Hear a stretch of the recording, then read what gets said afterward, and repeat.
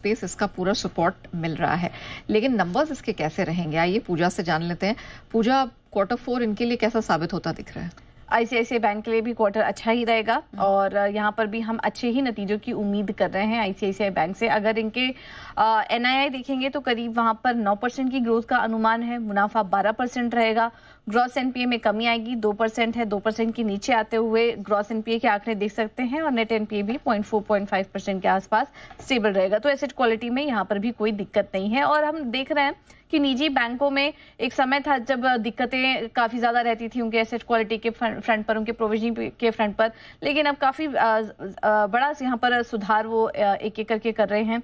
पहले ही जब उनको कोई दिक्कत दिखाई देती है तो वो पहले ही कुछ कदम उठा लेते हैं और हम देखते हैं कि धीरे धीरे उनके बैलेंस शीट में, उनके बुक्स में सुधार भी होता है। तो ऐसा ही कुछ आईसीआईसीआई बैंक भी कर रही है, एचडीएफसी बैंक भी लगातार इस तरह के कदम उठा रही है। एंड ऑफ कोर्स हम देख रहे हैं कि रेट कट साइकिल जो शुरू हुआ है, इनके मार्जिन्स में अच्छा सुधार रहेगा। इसके अलावा बिजनेस ग्रोथ भी काफी अच्छी रहेगी, फी इनकम से भी मुनाफे को यहाँ पर सहारा मिलेगा। रिटेल और एसएमई पोर्टफोलियो इनके काफी अच्छा प्रदर्शन कर रहे हैं। हालांकि हम आपको बता दें कि बैंक का अनसिक्योर्ड लोन में अभी भी दिक्कतें बनी है। आपको ध्यान होगा क्रेडिट कार्ड के पूरे बुक्स को लेकर कुछ दिक्कतें थी, डेलिक्वेंसीज दिख रही थी, जो कि इनका कुल पोर्टफोलियो अगर देखेंगे तो करीब 14% का योगदान अनसिक्योर्ड लोन से है। तो कुछ दिक्कतें बनी रह सकती हैं, लेकिन बैंक काफी सख्त तरीके से इस पर कदम उठा रहा है। तो इस वजह से हम देख सकते हैं कि आईसीआईसीआई बैंक के जो नतीजे हैं वो अच्छे आ सकते हैं। लेकिन इस बीच एचडीएफसी लाइफ के भी नंबर्स करके लाने की कोशिश करेंगे, लेकिन फिलहाल आईसीआईसीआई बैंक के नतीजे अच्छे देखने को मिल सकते हैं। चलिए, कंसो मुनाफा हमारे अनुमान से तो बेहतर है, 560 करोड़ के आसपास का नंबर था, उसके सामने 638 करोड़ का आंकड़ा यहाँ पर एचडीएफसी एएमसी का। आईसीआईसीआई बैंक पर अपनी राय दीजिए और जरा बताइए कि अब प्राइवेट बैंक पसंद आ रहे हैं इन स्तरों पे, या सरकारी बैंकों के साथ ही आप जाना चाहेंगे, या it's going to be a mix of both?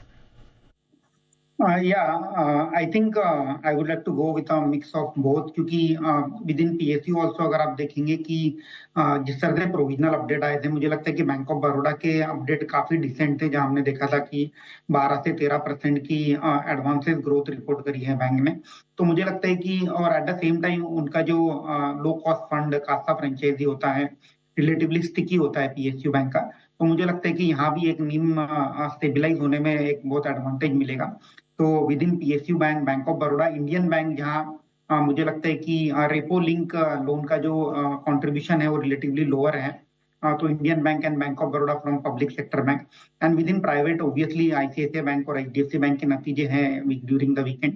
तो मुझे लगता है कि ICICI bank will report a very good set of number in line with expectation. तो आईसीआईसीआई बैंक का एक पिक रहेगी। With in a mid size bank among the private sector bank, Karur Vysya bank मुझे लगता है कि काफी रीजनेबल वैल्यूएशन पर ट्रेड कर रही है। करूर वैश्य बैंक और कैथलिक सीरियन बैंक को ध्यान में रखा जा सकता है। ओके, इस बीच एचडीएफसी